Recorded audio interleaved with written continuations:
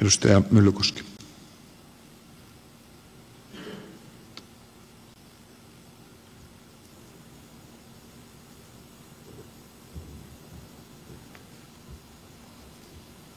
Arvoisa herra puhemies, kiitoksilla aloitan minäkin. On miellyttävää tehdä yhteistyötä edustaja Kärnän kanssa tässä tärkeässä asiassa. Ja oikeastaan tässä aloituspuheenvuoroissa edustaja Kärnä toi hyvin esille, mikä on tämän lakialoitteen ajatus ja tarkoitus. Jokaisella työntekijällä tulee olla oikeus säälliseen toimeentuloon. Jos työntekijä on tarvittaessa töihin tuleva ja odottaa kutsua töihin, tulee hänen saada palkkaa siltä ajalta, kun hän on työnantajansa käytettävissä. Valitettavasti näin ei aina ole. Mikäli työnantaja ja työntekijä ovat tehneet niin sanotun nollasopimuksen, on tuo kaikki haavetta. Tällaisissa työsuhteissa henkilön on vaikea suunnitella elämäänsä, saati perheensä elämää edes seuraavaan tilipäivään. Nollatyösopimukset ovat työntekijän hyväksikäyttöä. Työnantajan tulee taata työntekijälle sen verran tunteja, kuin todellisuudessa aikoo niitä teettää. Opiskelijoille voi riittää keikkatyö, mutta vain palkkatuloista elävälle täysipäivän työ on elinehto, varsinkin kun nollatuntisopimukset ovat yleisiä muutenkin matalapalkkaisilla aloilla.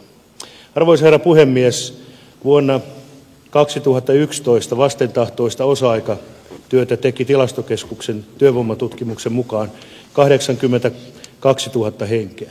Tässä joukossa on juuri niitä nollatuntisopimuksella ahertavia työläisiä, jotka haluaisivat tehdä kokoaikatyötä.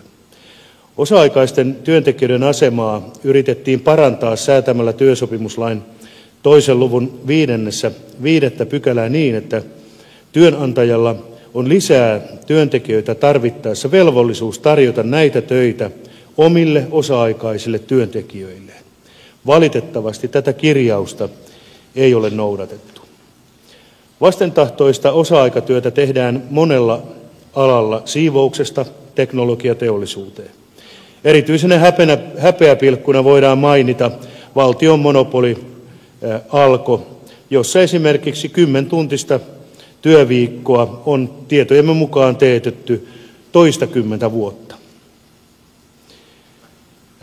On valitettavaa, että niin monella sektorilla on viitattu kintaalla työntekijöiden oikeuteen ennustettavaan työaikaan.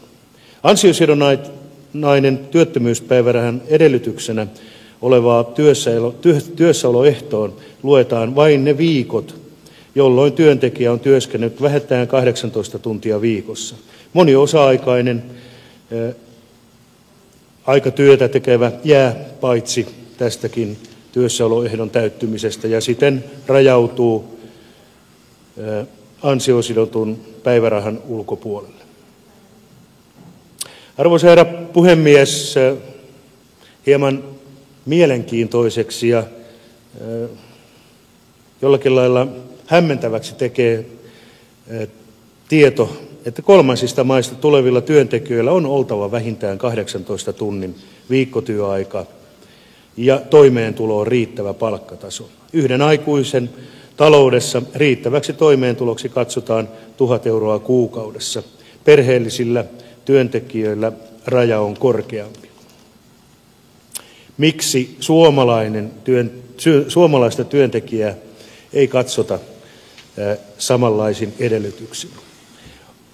Onkin tärkeää, että lainsäädännöllä pystytään turvaamaan myös suomalaisille työntekijöille oikeus vähimmäistuntimäärän, viikkotuntimäärän rajaaminen 18 tuntiin.